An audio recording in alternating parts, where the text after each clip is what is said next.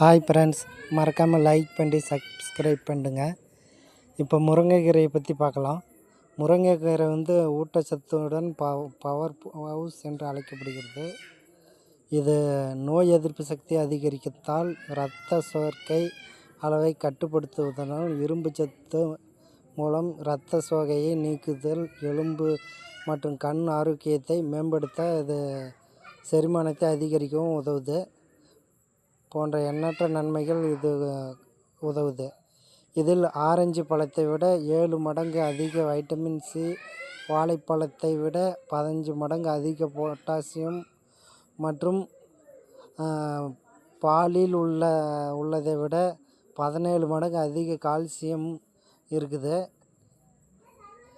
அதிகப்படியான anti accident இருப்பதால் உடலில் நோய் எதிர்ப்பு சக்தி அதிகரித்து சளி, இருமல் மற்றும் தொற்று நோய்கள் தடுக்கிறது. இரும்பு சத்து மற்றும் போலிக் அமிலம் நிறைந்துள்ளதால் கர்ப்பிணி பெண்கள் மற்றும் இரத்த சோகை உள்ளவர்களுக்கு இது ஒரு சிறந்த இயற்கை உணவாகும். இது இரத்தத்தில் உள்ள சர்க்கரையின் அளவை நிலைப்படுத்துகிறது மற்றும் உயர் இரத்த அழுத்தத்தை கட்டுப்படுத்த வைக்க உதவுகிறது.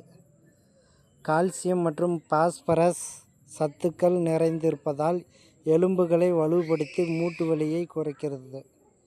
மலச்சிக்கலை குணப்படுத்துகிறது. இது செரிமானத்தை சீராக்குகிறது. உடல் சூட்டை தணித்து பித்தத்தை குறைக்கிறது. தேங்காய் துருவல் சேர்த்து பொரியலாக சமைத்து உண்ணலாம். எப்படிலாம் உண்ணலாம்னா இப்படி பண்ணலாம். முருங்கை இலையை வேக வைத்து அதன் சாற்றை அருந்தலாம். காய்ந்த பொடியை உணவில் சேர்த்து கொள்ளலாம். கர்ப்பிணி பெண்கள், இரத்த அழுத்தம் அல்லது சர்க்கரை நோய் மருந்து உட்கொள்பவர்களுக்கு மருத்துவ ஆலோசனைக்கு பின் இதை உணவில் சேர்ப்பது நல்லது. முருங்கை கீரையை வேக வைத்து அதன் சாற்றை குடித்து வந்தால் சூடு தணிந்து மலச்சிக்கல் நீங்கும். நறுக்கிவிட்டு மிளகு ரசம் வைத்து சாப்பிட்டு வந்தால் கை கால் உடம்பு வலிகள் நீங்கும். முருங்கை இலைகளை நெய்யில் வதக்கி சாப்பிட்டால் இரத்த சோகை உள்ளவர்கள் உடலில் நல்ல இரத்தம் அதிகரிக்கும். பற்கள் உறுதி, நீளமான முடியின் வளர்ச்சி, நரைமுடி, தோல் நோய், வயிற்றுப்புண், தலைவலி, வாய்ப்புண் ஆகிய நோய்களுக்கு முருங்கைக்கீரை நல்ல ஒரு மருந்தாக இருக்கும்.